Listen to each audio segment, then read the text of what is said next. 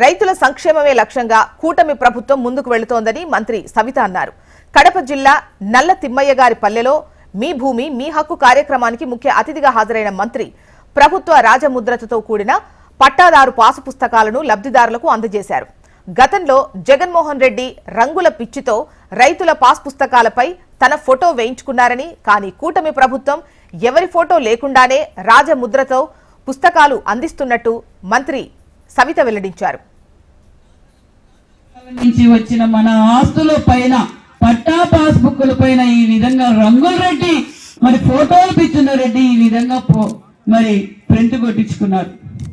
ఇంతేగాక మరి Jagan భూచట్టం land titling అని ఒక చట్టం తీసుకొచ్చారు.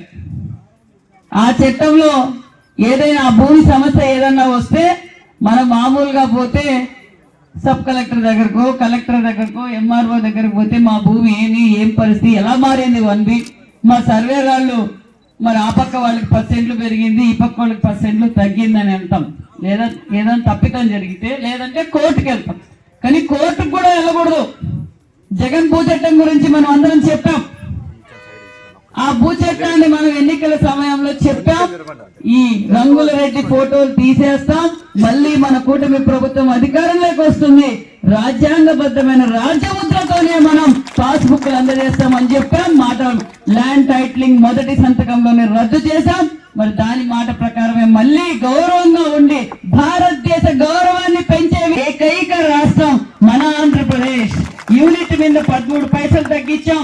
ట్రూవర్త్ కింద మరి ఈ రోజు సుమారుగా 4500 ట్రూ ఆఫ్ కింద 4500 రూపాయలు రాష్ట్రానికి మరి భారమైన ప్రభుత్వమే భరించి ఈ రోజు మరి 13 పైసలు మరి పవర్ బిల్లు కూడా తగ్గించిందన్న విషయం తెలియజేస్తూ మరి రైతులు కూడా సోలార్ కూడా ఉపయోగించుకోండి.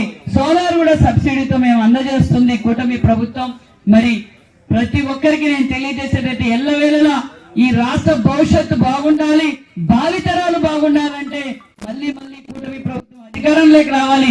మీరందరూ కూడా కూటమి ప్రభుత్వానికి ఎల్లవేళలా సపోర్ట్ గా ఉండాలని కూడా కోరుకుంటున్నాం. ఎందుకంటే జగన్మోహన్ రెడ్డి గారు పోలీసులనేమో బట్టలు తీసుకొడతానంటాడు,